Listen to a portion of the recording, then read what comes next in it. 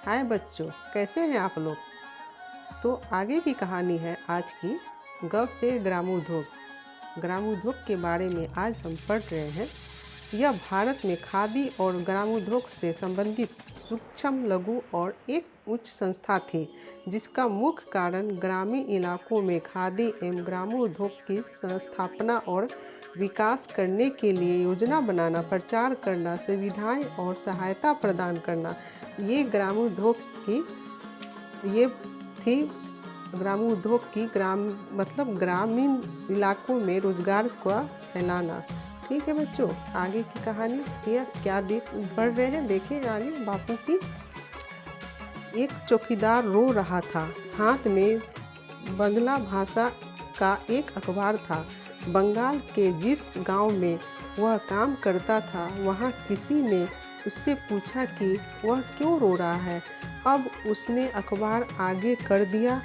उसमें खबर छपी थी कि अहमदाबाद की, जो वहां से लगभग 1500 किलोमीटर दूर है, उसमें लिखा था कि 53 साल के एक बुनकर को अंग्रेज सरकार ने 6 साल की सजा दी थी। क्यों? उस बुनकर ने अंग्रेज सरकार के अन्याय का विरोध किया। उसके बारे में लिखा था कि यह बात सन 1922 की है। चौकीदार से पूछा गया कि इसमें रोने की क्या बात है। उसने जवाब दिया कि जिस व्यक्ति को इतनी कठोर सजा हुई, वह उसी की जाति का है, यानी वह चौकीदार एक मुसलमान बुनकर जाति से था। एक और बुनकर के साथ इतना बुरा हुआ, उसका अफसोस था उसे। अंग्रेज राज में कारीगरों के बुरे दिन आ गए थे। बुनकरों को बुनने के लिए सूत नहीं मिलता था। उनका बनाया कपड़ा बिकता ही नहीं था। वे छोटे मोटे धंधे ढूंढते फिर रहे थे। कहीं सफाई कर्मचारी लग रहे थे तो कहीं चौकीदार। गांधी जी मानते थे कि सच्ची आज़ादी तभी आएगी जब गांव में रोजगार होगा। वे बुनकरों को अपने आश्रम में बुलाने लगे। उनसे कपड़े की बुनाई गांधी जी ने सीख ली। सन 1922 में अंग्रेज सरकार ने उन पर अदालत में मुकदमा चलाया।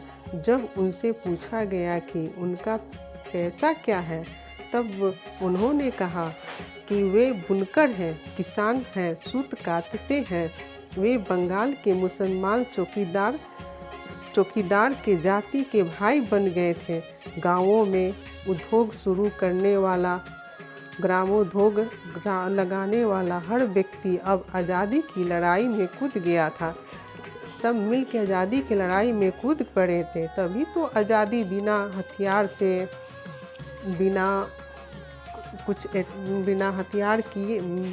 हथियार से ही ये आज़ादी गांधी जी ने लड़ी।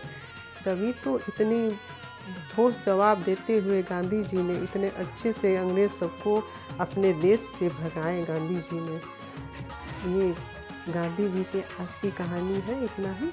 आगे की कहानी घ से गिरना में गांधी जी की कहानी में बताऊंगी। ठीक है बच्चों, थैंक यू। आगे की, अगर आप लोग की मेरी वीडियो अच्छी लगे तो इसे सब्सक्राइब कीजिए, बेल आइकन बटन दबा दीजिए, लाइक कीजिए। आपकी